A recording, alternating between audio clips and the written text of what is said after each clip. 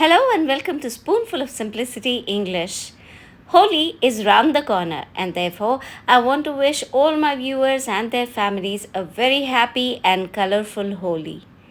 It is this theme that I have adopted for the cake that we are going to learn the recipe of today. It's a Thandai cake. For all those who do not know what Thandai is, that's a very special dry fruit laden drink that we specially use during Holi season. So let's begin with the recipe. In a bowl, I have taken half a cup of curd or yogurt, followed by 1/4 cup of unscented oil, and then in goes half a cup of caster sugar. In case you do not have caster sugar at home, please feel free to replace it with a finely powdered or refined sugar that you get at home, and you can use half a cup of that instead. Next goes 1/4 cup of milk in this mixture, and you want to mix all of these things together. For this particular recipe, I want you to really be careful with the measurements that I'm mentioning here, because we are going to use a lot of liquids, and if you miss a little, then it might jeopardize the entire mixture that you're going to create for the cake. So now I've started adding the dry ingredients to it. I've first taken 1 cup of refined or all-purpose flour, followed by 1 teaspoon of baking powder, half a teaspoon of baking soda, and a pinch of 1/8 teaspoon of salt. I've nicely sieved them, and now I'm going to mix it with the entire batter. This entire recipe asks for about 1.5 cup of refined flour, so I'm adding the half cup now. This is only to make sure that we've evenly mixed the entire batter, but if you so wish, you can add the entire 1.5 cup beforehand itself. It won't make a difference, and I mean, as long as you've mixed it well. Now comes the star ingredient, which is Thandai syrup. If you go to any Indian shop, you should be able to find Thandai syrup there, and I have used a generous 5 to 6 tablespoons of Thandai syrup in this mixture. In case you want to make it more Thandai laden, then you might use Thandai syrup more and reduce the amount of sugar that you used in the beginning, but that's entirely up to you. However, this much of Thandai is also going to make it really flavorful. After this, I'm going to just give it a one good mix using a spatula, because sometimes I've seen that using the whisk might leave a little bit of batter which is not mixed well, and this is the consistency that we want for the batter, and now it's prepared. Now for this particular cake, I'm going to bake the 2 halves in 2 5-inch cake tins, but I leave it to you. If you're going to use just one cake tin, I would recommend at least a 7 or an 8-inch cake tin to be used for this, but in case you are using smaller ones like me, 5-inch 2 cake tins is a good thing to use. The only difference will be the time that it is going to take to bake your cake well. So in my case, after giving it a good tap, I'm going to stick it in a preheated oven at 160 or 170 degrees centigrade for about 35 to 40 minutes.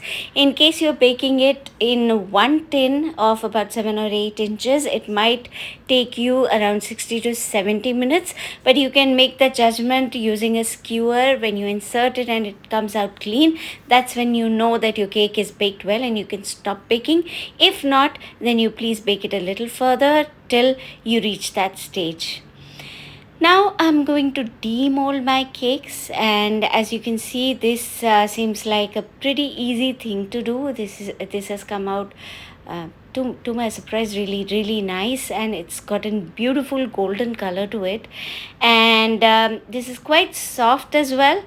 And but because I'm going to use it as the 2 layers of the cake, so I'm going to get rid of this beautiful dome, this beautiful shiny dome that I got on my cake.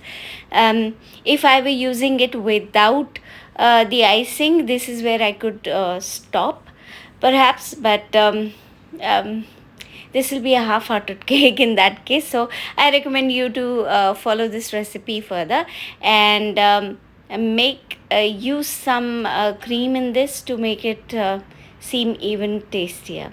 So I've gotten rid of the top portions of these two cake bases, and now I have two equally shaped and equal sized parts of the cake. Now I want to get over to the icing, and here I'm using a non-dairy whipping cream. And the reason I use it is that one, it is sweetened already, and this in a weather like Mumbai where I stay, it's easier to manage. If I were using a a dairy whipping cream, it would have taken me a lot of effort to keep it um,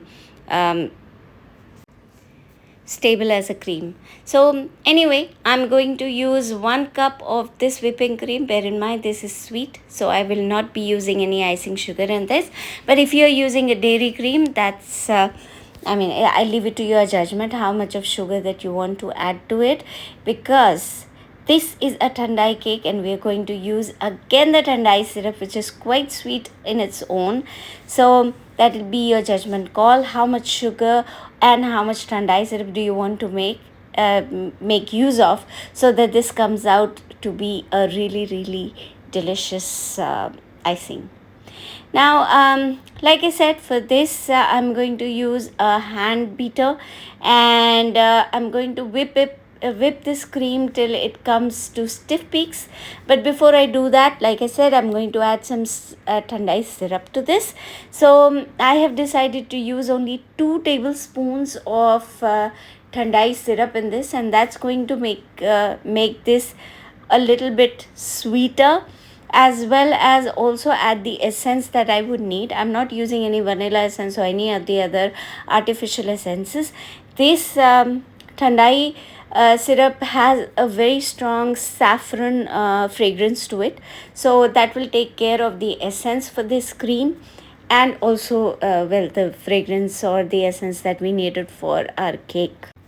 After having added this, I'm going to whip it at the highest speed that I have on my hand beater, and beat it till I get stiff peaks on my icing. That's when I know that my icing is prepared for it to be used on a cake. So once you've reached the stiff peak stage like this, you can stop beating and you can put this aside, and then we get back to assembling our cake.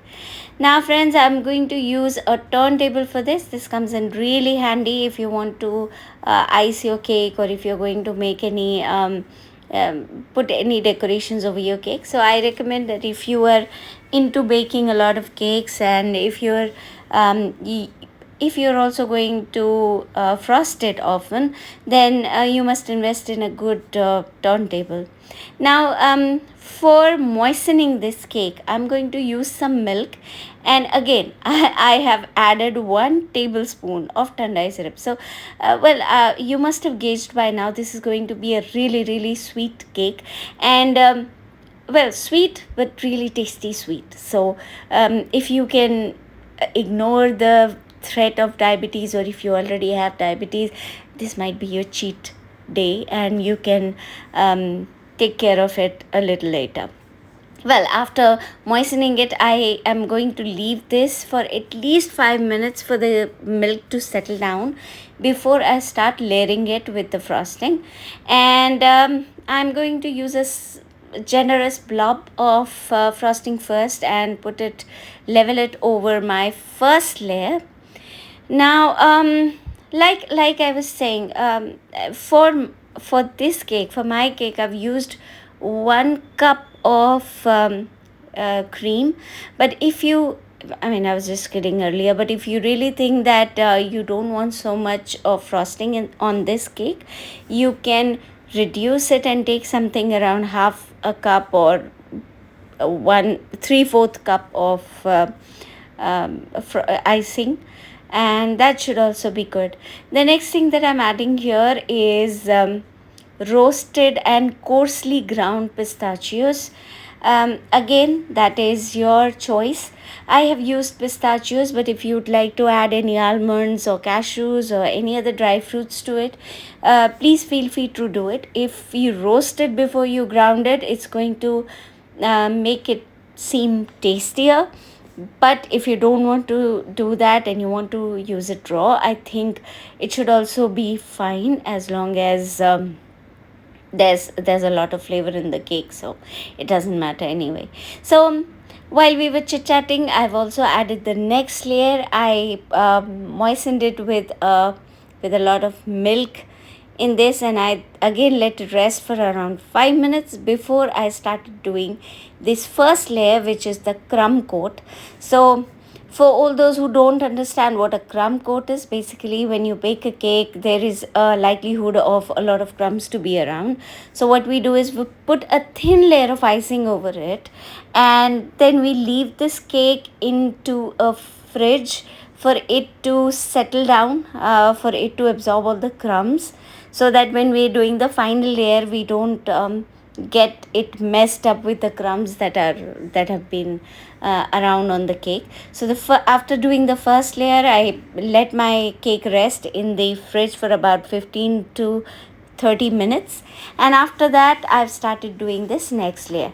Now again, like I said, it's your judgment, it's your cake. You can use as much icing as you like or as less icing as you like. Make it a thick layer, make it a thin layer. Don't put icing at all, it's entirely up to you. It is your cake. Use your imagination. And also, if you decide to frost your cake, you also need to be quite patient, because leveling it like I'm doing it now is quite a task, and sometimes it takes quite long. This one took me around 15-20 minutes to level it well. So this can be frustrating at times, but the results are always nice. So well, this is my final layer, and now I'm going to just put some decorations. And I've used this tip, and I don't really know what's the name of this or the number of this icing tip, but this is normally used for making leaves. So but again, your discretion, your imagination, your cake. Use whatever you want, however you want, whatever decorations you want to do it on the cake. I want to make it simple and a slightly elegant cake, so I've used minimal decorations on it. And again, like I always do, whatever is the flavor of the cake, that should come out really prominent. So I'm going to use more thandai to this, but there's more that's gonna come to it. But if you think you've had enough thandai already, you can skip this step and you can serve the cake as is. But me being me, I've added more syrup to this, and then I've added the remaining pistachios, roasted pistachios over this, and with that, my cake is ready. Normally, I would recommend that you leave this cake for at least 1 or 2 hours before you start devouring it, so that all the milk that you've added in this gets soaked in well. This is towards a tres leches, but not really a tres leches cake.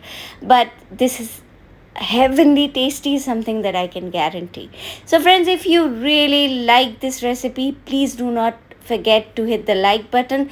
Leave a comment for me to feel good about this or feel sorry about having shared this. I leave it to you. If you think this recipe can help somebody, please don't forget to share. And if you haven't subscribed to my channel, please do it now and hit the bell icon.